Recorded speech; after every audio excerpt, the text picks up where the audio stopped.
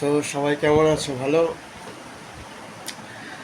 কালকে ছিল রাখি। সবাই নিশ্চয়ই রাখি খুব ভালোভাবে কাটিয়েছো। তো আজকে তোমাদের বলতে চলেছি রাখি নিয়ে একটা গুরুত্বপূর্ণ বিষয় বলতে পারো, যে রাখির একটা ইতিহাস। তো ইতিহাস বলছে যে রাখি প্রথম যেটা রবীন্দ্রনাথ ঠাকুর হিন্দু মুসলিমদের মধ্যে ঐক্যতা, মেলবন্ধন এবং বন্ধুত্ব করানোর জন্য রাখি পরিয়েছিল হিন্দু মুসলমানদের। যেটা হচ্ছে তোমার 1905 সালে বঙ্গভঙ্গ যখন হয়েছিল, লর্ড কার্জন সেই সময়।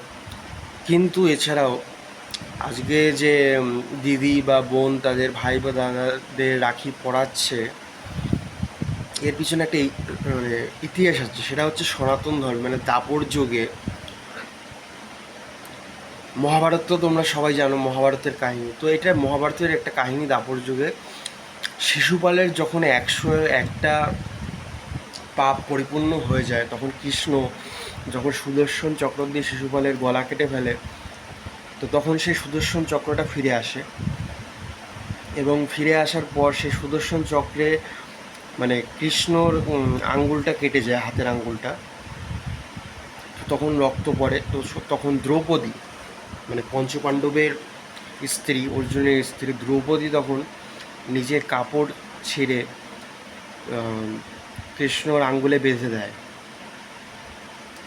তো এর পরে হয় কি, যে কৃষ্ণ তখন বলেছিল যে তোমার এই ঋণ আমি শোধ করব।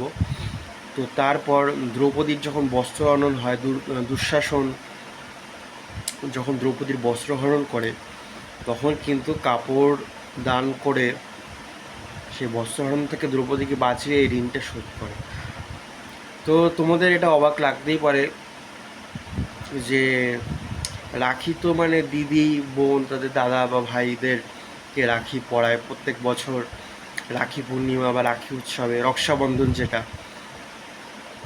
কিন্তু এর পিছনের আসল কারণটা কিন্তু সেটাই, মানে আসল কারণটা কিন্তু সেটাও না যে রবীন্দ্রনাথ হিন্দু মুসলিমদের মধ্যে বন্ধুত্ব করানোর জন্য, তাদের মধ্যে বঙ্গভঙ্গ যখন সেটা রদ করানোর জন্য বা মানুষকে একটা মেসেজ দেওয়ার জন্য যে রাখি পরিয়েছিল, এটা না।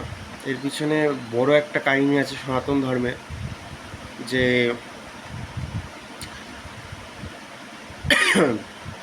কৃষ্ণকে যখন দ্রৌপদী, যে প্রথম, এটাকে বলা যেতে পারে প্রথম রাখি বিশ্বব্রহ্মাণ্ডে, দ্রৌপদী নিজের বস্ত্র দিয়ে শ্রীকৃষ্ণের আঙ্গুল বেঁধে দিয়েছিল রক্তপাত বন্ধ করার জন্য।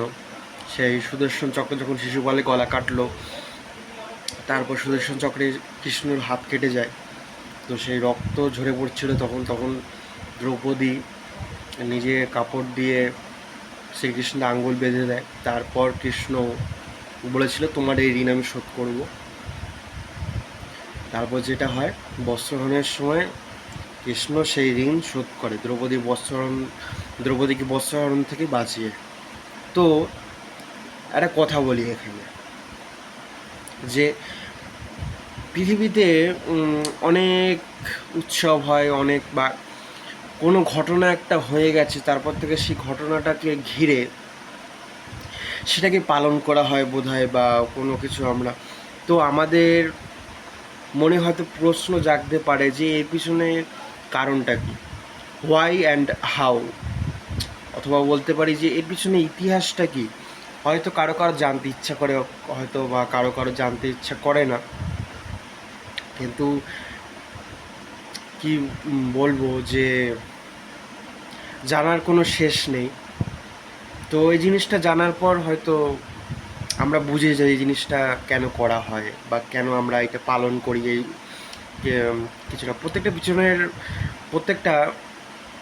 যে দেখো, প্রত্যেকটা জিনিসের পিছনে কিন্তু একটা ইতিহাস থাকে, বা কোনো কি বলবো কারণ থাকে, যার জন্য এইটা হয়ে যায় বা এটা চলতে থাকে বা করা হয়। তো এটা হচ্ছে আসল কারণ, যেটা আমি বললাম রাখি। হয়তো যারা জানো না বা হয়তো জানো, তারা বুঝতে পারবে যে কালকে রাখি হয়ে গেল। আমার একটা রাখি আছে, আমার দিদি বা বোন নেই, কিন্তু ঘটনাচক্রে আমি রাখিটা পেয়ে গেছি। তো এইটা হচ্ছে আসল কারণ, যে দিদি বা বোন তাদের ভাই বা দাদাদের রাখি পরায়। কিন্তু পৃথিবীর প্রথম, হ্যাঁ কেন এটা বলা যেতে পারে দ্রৌপদী কিন্তু কৃষ্ণকে দাদা হিসেবেই দেখতো, কিন্তু সেটা না, মহাভারতে এই কাহিনী। তো ভাবতে পারছো মানে সত্য ত্রেতা দাপর কলি, সেই যুগে এই কাহিনীটা হয়েছিল যে দ্রৌপদী কৃষ্ণকে যে আঙ্গুলটা কেটে গেল, তারপর বস্ত্র দিয়ে সেই নিজের বস্ত্র দিয়ে সেই আঙ্গুলটা বেঁধে দিয়েছিল।